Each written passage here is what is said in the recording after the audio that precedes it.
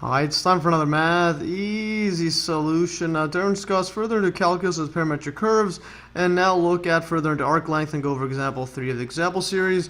And in this example, we'll look at the cycloid and solve this example, which states, find the length of one arch of the cycloid, and given by these parametric equations, x equals to r times theta minus sine theta, and y equals r times 1 minus cosine theta.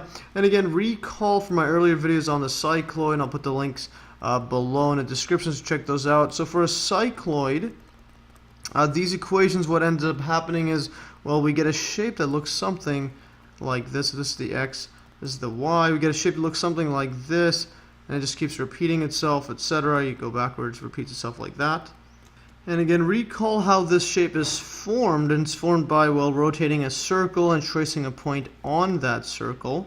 So if we have it, let's say the circle is going to be like this, where we have it around here, and I'll erase this, get it better, and where you have the radius r like that, or I'll just draw it better like this. So this is an angle like theta. So as you have a point here and you trace it along as it rotates, this angle's theta, and you have the radius is r, of this circle. So again, recall from it in my earlier video. So at this point we have the x is 0 all the way up to here, the full length of this one arch that we want to find. So we want to find this overall length like that across here, like that. And I'll just erase these.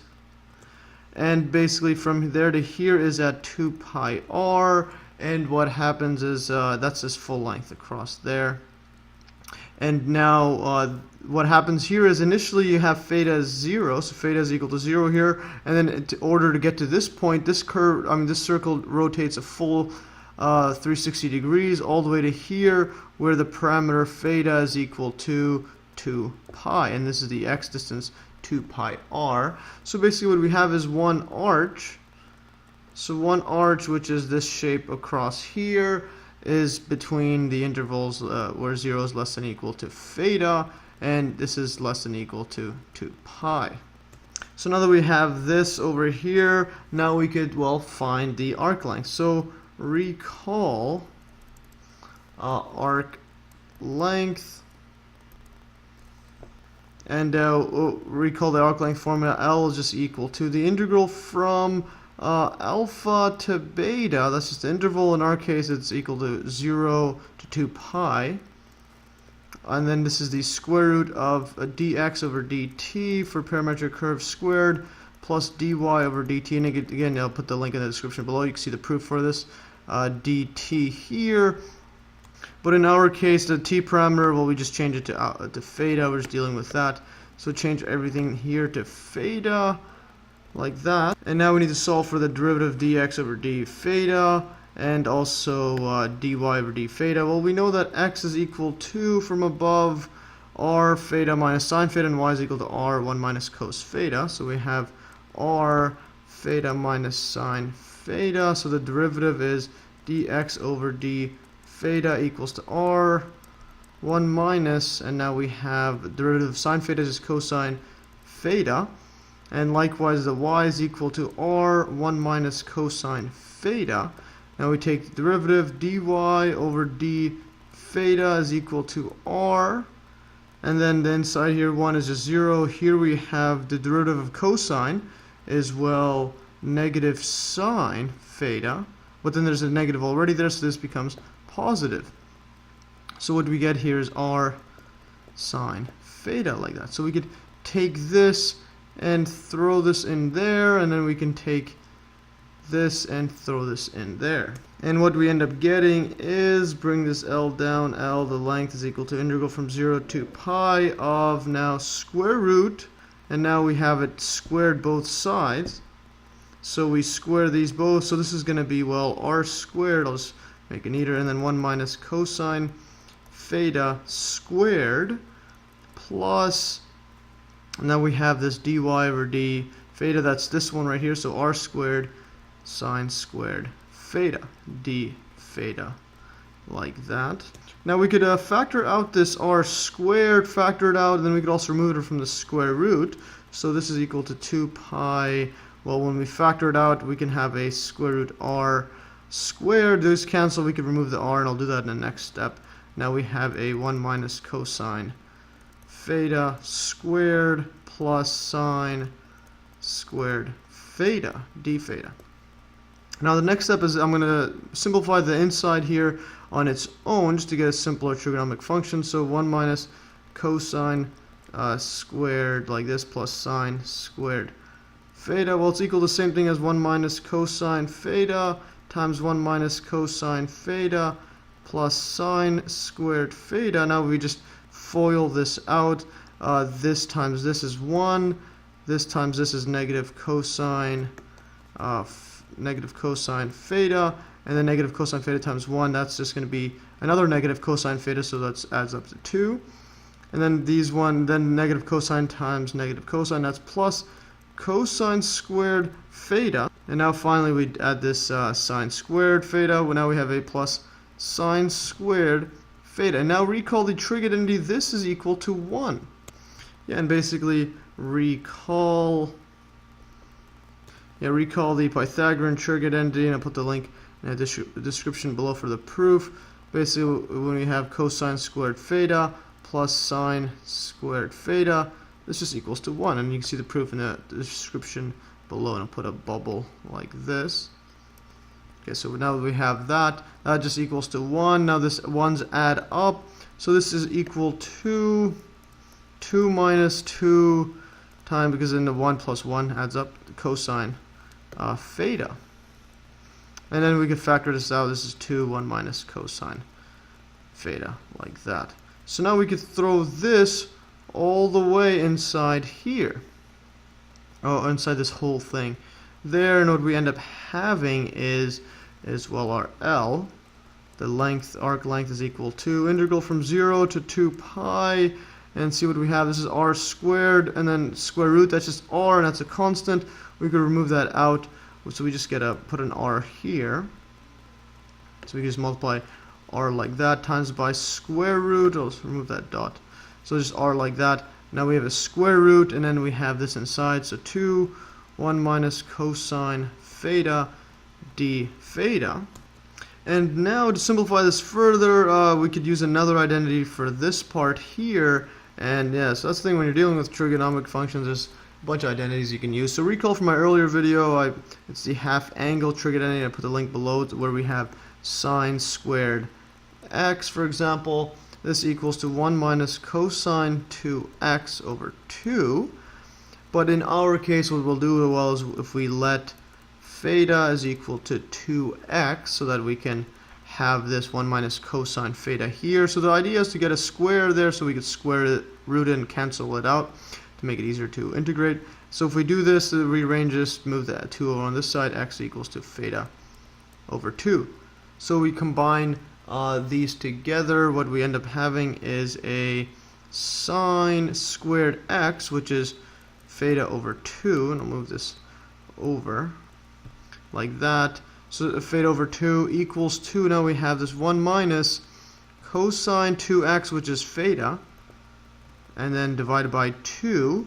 But we'll just move the 2 onto this side just to make it easier, because we want to solve for 1 minus cosine theta. Move the 2 over there. So just move it onto that side. So now we have this. This is our 1 minus cosine theta. This is 2 times sine squared theta over 2. So we could throw that in there. So then what we end up having is, again, further simplified.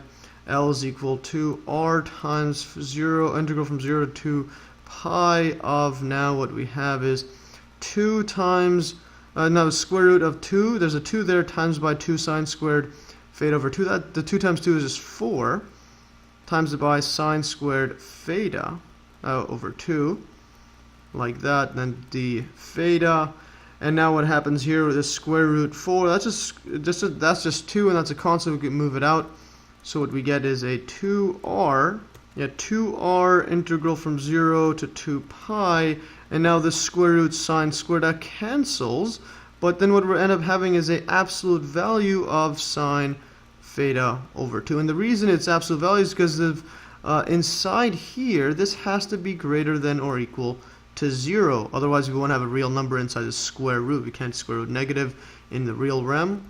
And that's because sine theta over 2 can equal to negative numbers. But what I want to make a note is, well, if we note that our interval that we chose is theta is between 2 pi and 0, but now if we divide by 2, so that we get this theta over 2, what we end up getting is a, well, 0 divided by 2 is 0, less than equal to theta over 2, and then less than equal to 2 pi over 2 divided by 2 is just pi. So now we have a new interval here, and then, so that means that this sign is only between these intervals, so let's see if it's positive or negative. Well, if you graph this out, if we graph, it'll make the x-axis pi over 2, and y. So if we graph sine, looks something like that, etc. This is a bad graph there.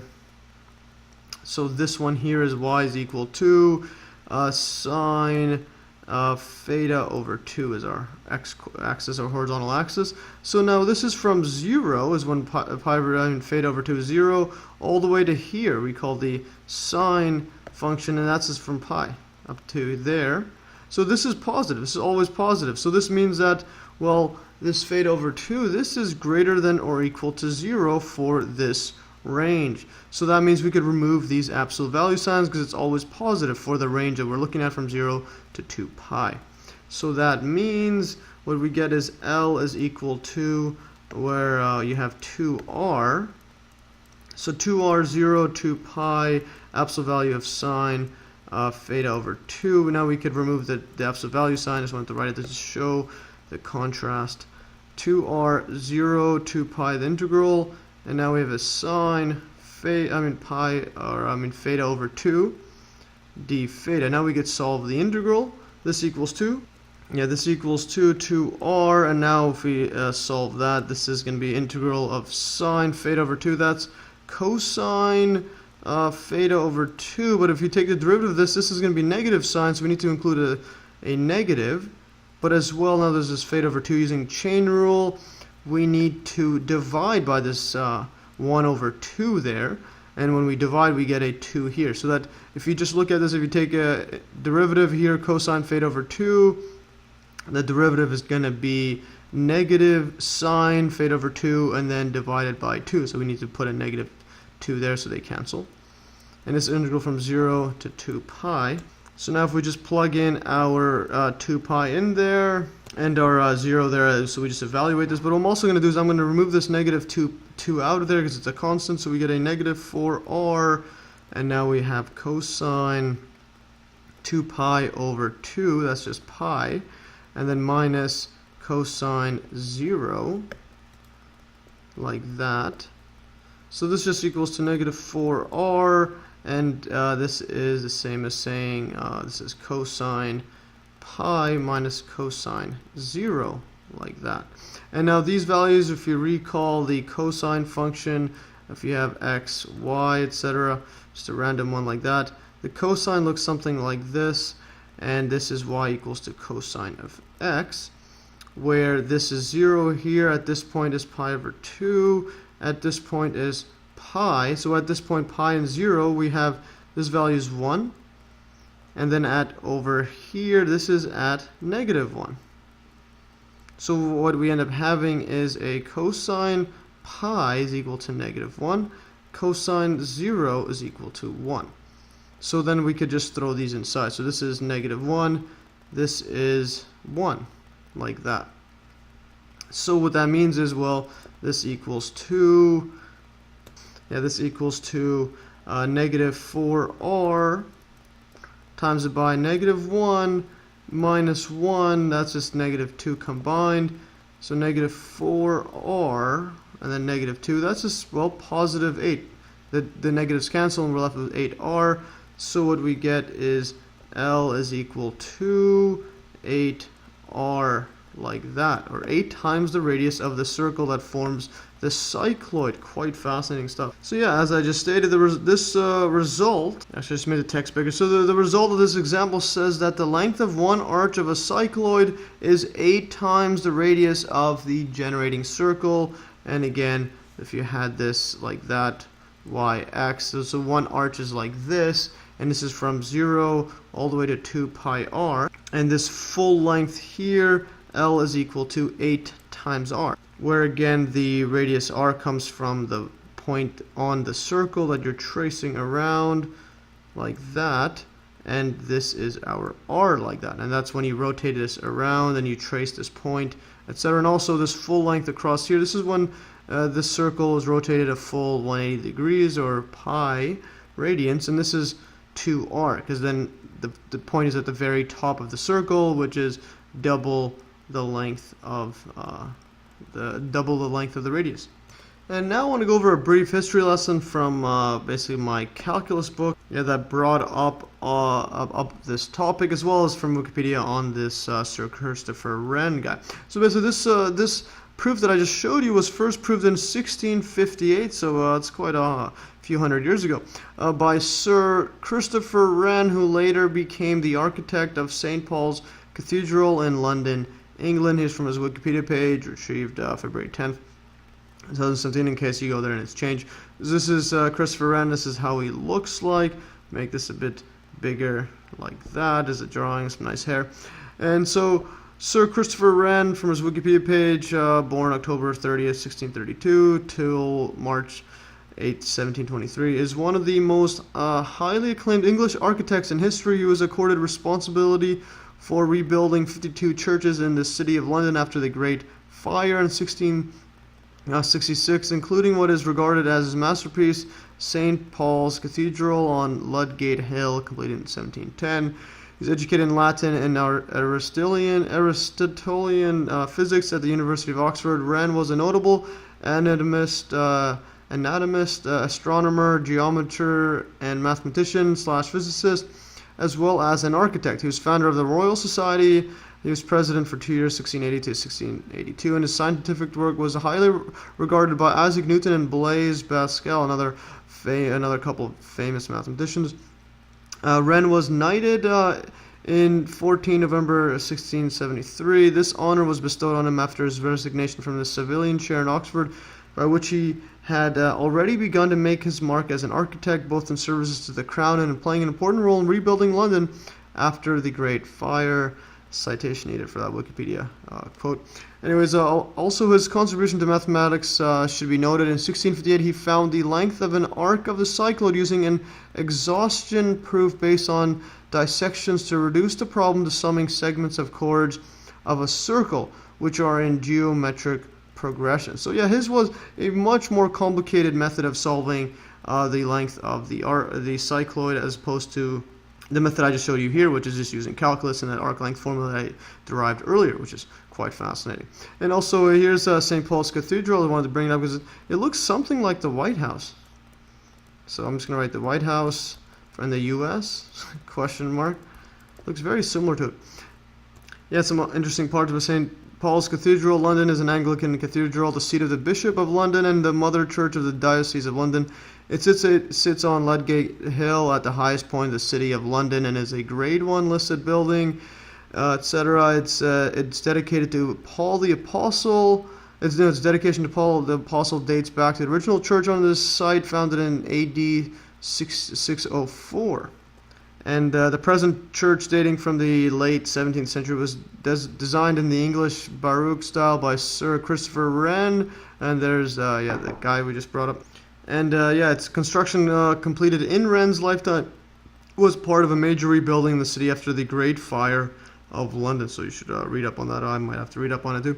And cathedral, just for reference, cathedral, Greek, etc., seat, bench, from kata down, etc., is a Christian church which contains a seat of a bishop, thus serving as the central church of a diocese, conference, or episcopate, not sure to pronounce that.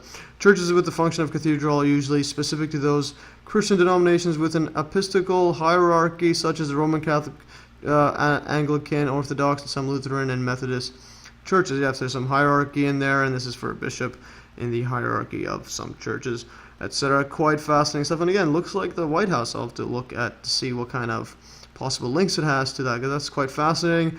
And there's Christopher Wren, another famous mathematician. And again, they went through some pretty exhaustive measures to prove this one, which are relatively simple in this, but you might think it's pretty extensive, but not the proof that he done was probably much more extensive, because it didn't have the use of calculus to the levels that we have right now. Anyways, all for today. If you learn, like always, you could download these exact notes in the link below. And thanks for watching. Hope you enjoyed the brief history lesson as well. Thanks for watching, and stay tuned for another Math Easy solution.